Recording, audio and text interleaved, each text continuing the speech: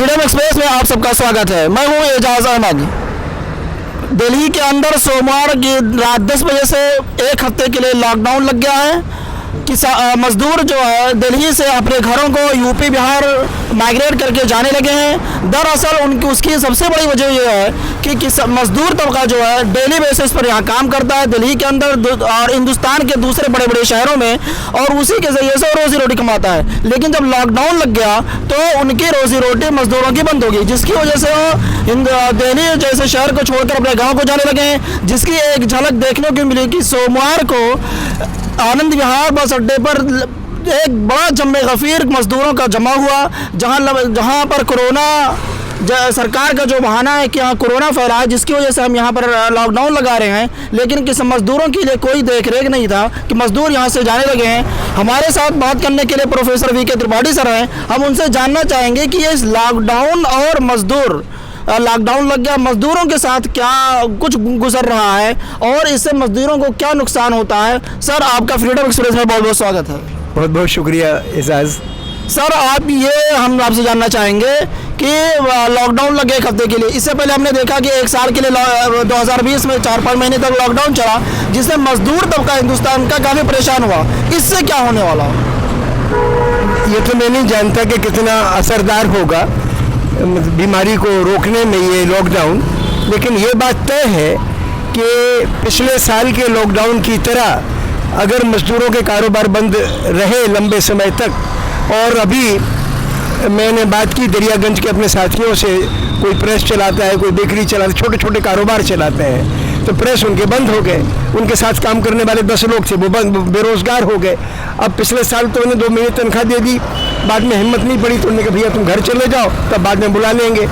अब इस वक्त यही सूरत पैदा हो गई। पहले भी उनके कारोबार नॉर्मल की तरह से मुश्किल आधे से भी कम चल रहे थे, और एक आया कि लॉकडाउन फिर आ गया, तो ये तो बड़ी मुश्किल खड़ी हो गई छोटे कारोबारियों के लिए और मजदूर तबके के लोगों के लिए। अब जैसे तैसे आदमी एक हफ्ते तो झेल लेगा, आगे इसको बढ़ना नहीं चाहिए लॉकडाउन। लेकिन दरअसल करना क्या है कि जिन इलाकों में जैसे सदर बाज़ार जैसे बड़े बाज़ार हैं, जहाँ पर बहुत भीड़ रहती है, उन बाज़ारों को आप बंद करो, बड़े बड़े मॉल को बंद करो। लेकिन छोटी छोटी जगह पे जहाँ कम तादाद में लोग पहुँचते हैं, इतना एहतियात बता दो कि आप डिस्टेंसिंग मेंटेन करके आओ, मास्क लगा के आओ, उतना काफ़ी है, इससे ज़्यादा की ज़रूरत है नहीं।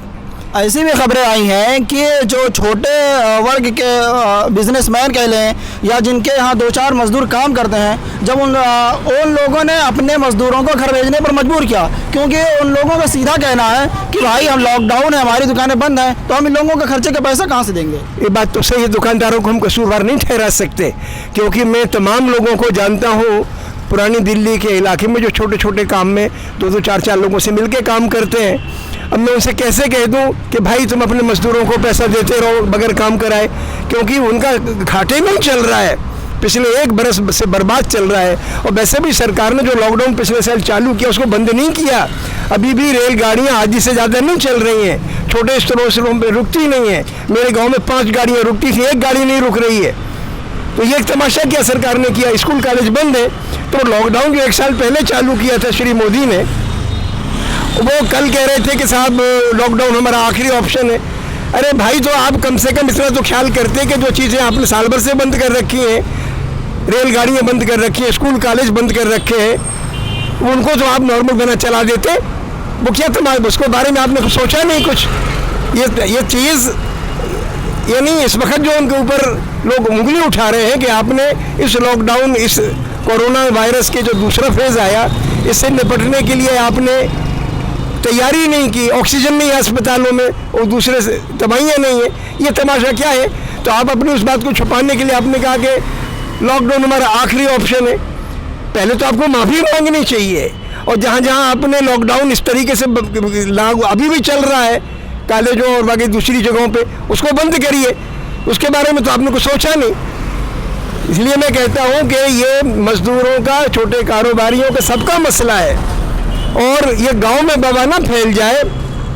लिहाजा आपको सेहत के मामले में जितने भी प्राइमरी आपके हेल्थ सेंटर्स हैं, अस्पताल हैं, सरकारी और गैर सरकारी, उन सब में जो बुनियादी ज़रूरतें हैं वो ज़रूरत की जो चीज़ें हैं, इन्फेक्शन से निपटने की आम दवाएं, ताकि आपकी इम्यूनिटी बढ़ाने वाली चीज़ें, ऑक्सीजन, भाप, ये चीज़ें सब जगह मुहैया होनी चाहिए। अच्छा, एक चीज़ है सर कि जो हिंदुस्तान की तरक्की के लिए, डेवलपमेंट के लिए सबसे ज़्यादा ज़रूरी है और शिक्षा और एजुकेशन ज़रूरी है। एजुकेशनल जितने भी इंस्टीट्यूशन सारी बंद हैं, चाहे स्कूल लेवल पे हो, यूनिवर्सिटी लेवल पे हो या दूसरे लेवल पे हो, सारी चीज़ें कैंसिल हुई। लेकिन 5 स्टेट में इलेक्शन चल रहा है, रैलियाँ नहीं बंद हो रही हैं। ये तो बहुत ही शर्मनाक बात है कि एक तो 8 फेज़ में बंगाल का इलेक्शन, अब वो मुख्यमंत्री तक कह रही है कि भैया आखिरी के कम से कम 3-4 फेजेस, जब चूँकि कोरोना के केसेस एकदम सरक रहे हैं, ऊपर की तरफ एकदम बढ़ रहे हैं, शूट कर रहे हैं, तो आप कम से कम उन 3 को तो एक साथ कर दो। नहीं, सरकार सुन रही है, ये इलेक्शन कमीशन नहीं सुन रहा है, ये लापरवाही है।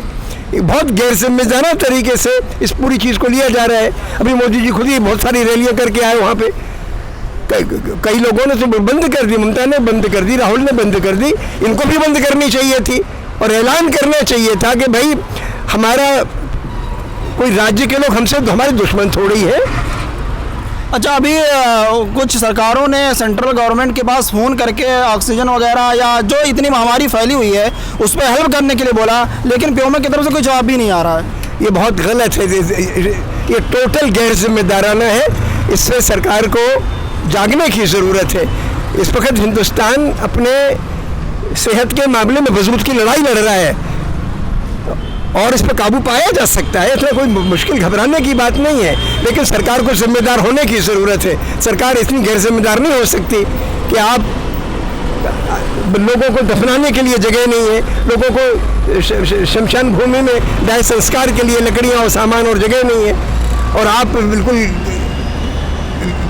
गैर जिम्मेदार तरीके से कोई रिस्पॉन्स नहीं है। ये ठीक नहीं है। सर, आपसे आखिरी सवाल कि सेंट्रल गवर्नमेंट और स्टेट गवर्नमेंट, खासतौर से दिल्ली, इन दोनों गवर्नमेंट से जो किसान मजदूर माइग्रेट कर रहे हैं, इनको लेकर के आप क्या कहना चाहेंगे? मुझे क्या अपील होगी आप? नहीं, सरकार से तो मेरा कहना है कि जो मजदूर अभी 6 दिन का आपने लॉकडाउन रखा है, तो उनके लिए आपकी तरफ से बेसिक मिनिमम नीड्स उनके लिए मदद दी जाए, लेकिन इस बात का पूरा ख्याल रखा जाए कि 6 दिन के बाद उनके काम धंधे ठीक से चालू हो जाएं, किसी किस्म की और गफलत ना हो इसमें।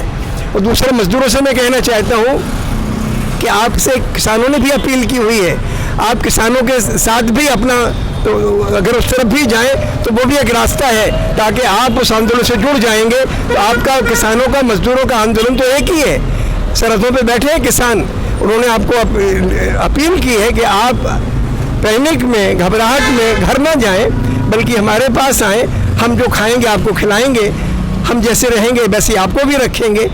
तो मैं समझता हूं कि ये जो किसानों मजदूरों में अपनापन है, ये मजबूत हो और एक दूसरे से मिलकर संघर्ष को आगे बढ़ाएं। लेकिन मजदूर तबका कैसे यकीन करे? एक बार आपने अचानक लॉकडाउन लगा दिया और आप फिर कह रहे नहीं, हम 1 हफ्ते के लिए लॉकडाउन लगाए हैं, दोबारा हम नहीं लगाएंगे, तो मजदूर तबका यकीन कैसे करेगा?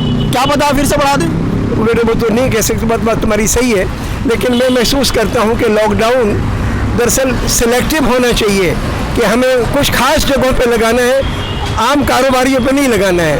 और उसमें कुछ रेस्ट्रिक्शन लगा दो कि ठीक है भाई, किसी जगह 10 लोग काम करते हैं तो वो फेजेस में काम करें ताकि डिस्टेंसिंग मेंटेन कर सकें, और मास्क का इस्तेमाल करें। ऐसे मोटे मोटे आप पाबंदियाँ लगा दो, दैट शुड बी सफिशिएंट।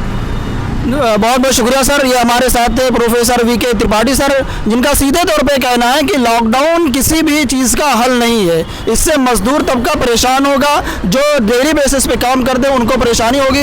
अगर आप बीमारी से निपटने के लिए आपके पास यही एक हल है तो आप कुछ रिस्ट्रिक्शन के साथ लगाइए। ऐसे मत कीजिए कि संपूर्ण लॉकडाउन कर दीजिए, जैसे कि मजदूर तबका परेशान होता है।